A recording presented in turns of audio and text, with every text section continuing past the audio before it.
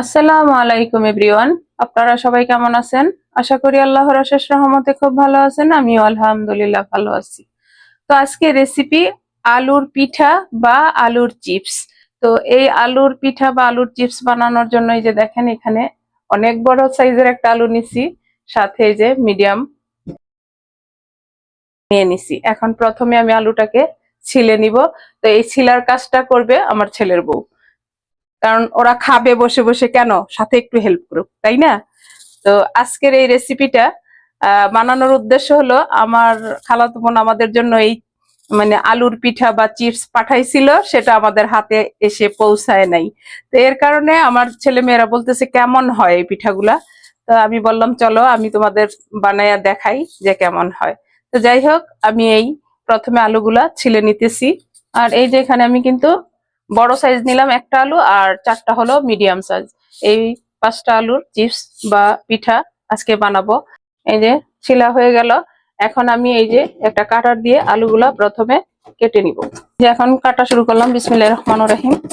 এইভাবে আলুগুলা কেটে নিব, কারণ প্রবাসে বসে এইসব খাবার আমার ছেলেমেয়েরা তো দেখে নাই কখনো। তো যখনই শোনে কোনো কিছু তখন আবদার করে, তো ওদের আবদারেই আমি আজকে এই আলুর পিঠা বা আলুর চিপসটা বানাবো, আপনাদের সাথেও শেয়ার করলাম। কাটা হয়ে গেল, দেখেন মাশাআল্লাহ। এখন আলুটাকে নিলাম, ভালো করে ধুবো। দেখেন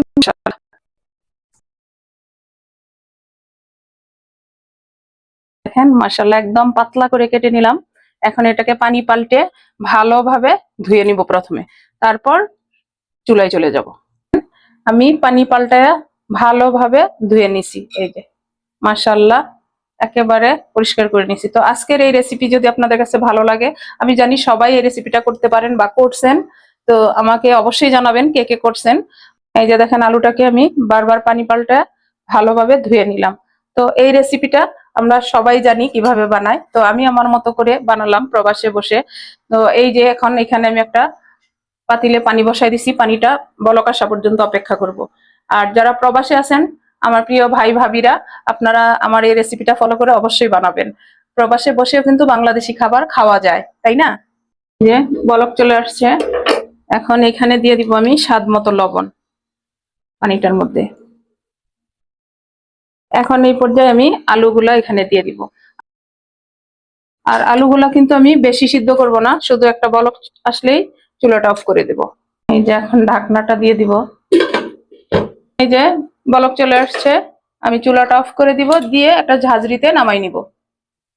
একেবারে অল্প সময় লাগে এই আলুর পিঠাটা বানানোর জন্য। এই যে ঝাঁঝরিতে নামাই নিলাম। এখন এইরকম একটা ট্রে নিয়ে নিলাম, ট্রের মধ্যে এইভাবে রেখে দিব। আর আজকের এই রেসিপিটা 2 দিন লাগবে। আর এটা শুকানোর জন্য কোনো ঝামেলা করতে হয় না, ফ্যানের নিচে দিলেই শুকায়া যায়। আর যদি একটু রৌদ্র থাকে তাহলে তো আরো ভালো হয়।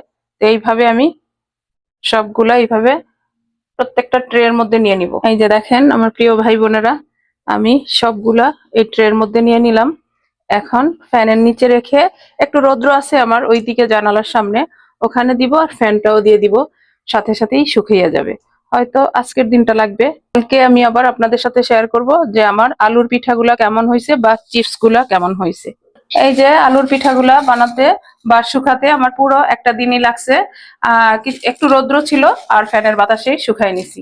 এই যে দেখেন, এখন চলে আসলাম চুলাতে। এই যে একটা ফ্রাই প্যান বসাই দিছি, ফ্রাই প্যানে তেলটাও গরম হওয়ার জন্য দিয়ে দিছি। এইখানে তো অনেক রকমের চিপস পাওয়া যায়, তাই না? তারপরেও তো আমাদের ঐতিহ্য, গ্রাম বাংলার কিছু খাবার বাচ্চাদেরকে পরিচিত করানো উচিত, তাই না? তেলটা অনেক গরম করে নিতে হয়। এই যে তেলটা গরম হয়ে গেছে, এখন আমি এই যে আলুর পিঠাগুলো দিয়ে দিব। দেখেন মাশাআল্লাহ, দেখেন। তো আজকের এই রেসিপি আপনারা অবশ্যই বাসায় ট্রাই করবেন, বাচ্চাদের সাথে শেয়ার করবেন, বড়দের সাথেও শেয়ার করবেন।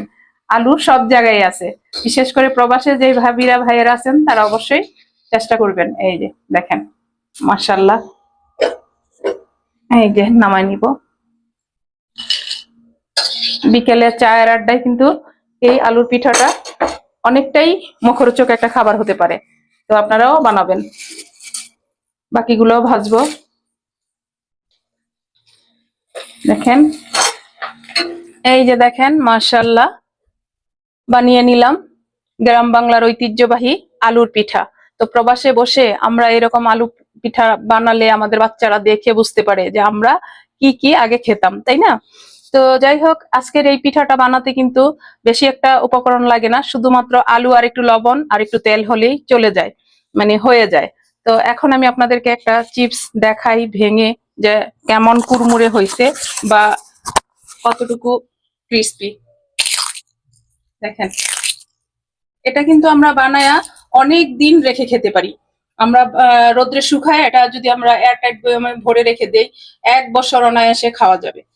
তো যাই হোক, আজকে আমি আমার এই আলুর পিঠা বা আলুর চিপস আপনাদের সাথে শেয়ার করলাম। আমি এখন আপনাদের কাছ থেকে বিদায় নিব, আবার নতুন কোনো রেসিপি নিয়ে আসবো। আল্লাহ হাফেজ।